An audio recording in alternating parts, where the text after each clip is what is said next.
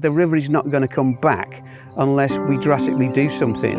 What we've been doing with the Water Quality Monitoring Network and all the other groups that are involved in our watercourses, we're doing something about it. My name is Alex Farquhar. I'm the Campaigns and Advocacy Officer at the Angling Trust. We're here today in Worcester on the River Severn, where 3 years ago the Water Quality Monitoring Network was launched.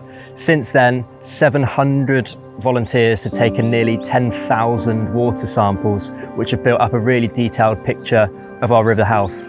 That data's not just sat in a spreadsheet, it's really been used by local groups and the wider Anglers Against Pollution campaign to fight for improved water governance. Today we're meeting with Glyn Marshall to find out how he's been working with government, regulators, Environment Agency to use the vast amounts of data that he's collected to fight for the river that he cares about most. Hi Glyn, nice for you to come to the River Severn today. Hi Alex, this is my home really. I spend a lot of time on the River Severn. How much has the volunteer network grown and what's the data showing? The really sad part from me, the data is still showing that the health of the river is still not very good. And one good thing from the volunteering point of view is because the number of volunteers have grown so big that we have so much data now about how certainly this river and all the rivers across the country are performing.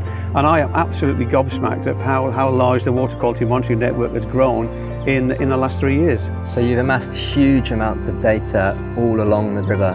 How have you been using that to really fight for changes in river health?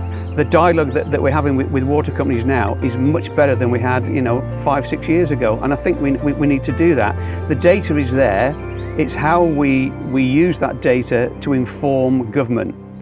DEFRA and the Environment Agency need to really get off their backsides and start to look at what's happened with the Water Quality Monitoring Network and all the other groups that are on our watercourses, and stop batting us away to say that, yeah, we're doing something about it, because you're not. Yeah, I mean, I've heard that you're called Mr. River Severn in Severn Trent HQ, which is clearly a title which was hard earned. What do you see in store for the next few years as you continue to work with the Water Quality Monitoring Network? The whole country now has got the possibility to access lots of data, and that's what we need to do. It's going to take probably another 5, 6, 7, 8, 9, 10 years to actually improve the health of all our watercourses, but we've made the first steps. So it's really great to find out what you've been up to up and down the river since you launched it here a few years ago.